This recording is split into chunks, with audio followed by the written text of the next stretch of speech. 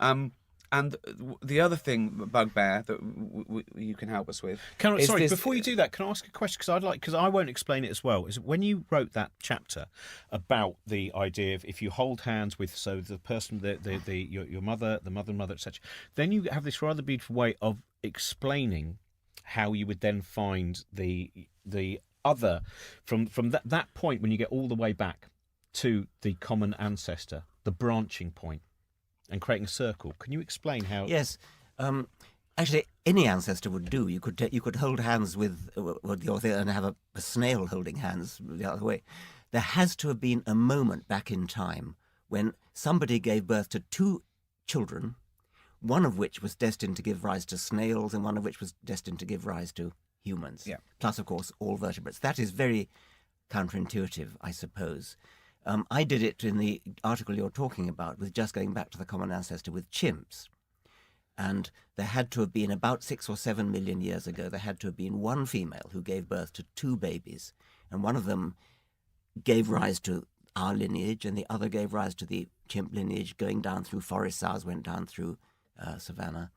But it's a striking thought that any 2 animals you look at had to have had a common ancestor, literally an individual, who had two children, one of which gave rise to one of which gave rise to the other. Exactly. And again, the other misconception, we briefly spoke about it, is if we evolved from chimps, then why are there still chimps? And I always do it respectfully. I always say, no, we didn't evolve from chimps. We evolved with chimps from a common ancestor, rather like cousins share the same. That's right. We are cousins. I mean, the one you quote from Twitter, where somebody said, "I've been watching chimps for 6 years in the zoo." I mean, that is just spectacular. I'm afraid that's a 5-year-old would say that. That's like a 5-year-old. Rather frequently, when reading Twitter comments, I'm reminded of George Carlin's remark: "Think how stupid the average person is, of course, and then reflect that 50% are even more stupid than that." Exactly. Yeah. What is the way of, because it is such a beautiful story, the evolution story, and I think it's a bit like, I mean, on that. Infinity is a similar one. When we started the Infinite Monkey Cage radio show that I do with Brian, we had people saying that the Infinite Monkey Cage was rubbish because they put a typewriter in a zoo in Paynton with 5 monkeys and they hadn't typed out. And you go, the numbers. And I think again, is it about scale? Is it about? Yes, it is. We can't comprehend. Yes, it is. It's the number of generations and years, and how tiny those changes had to be each time. Like. And also, then you go into what if it was a recessive gene? What if it was a dominant gene?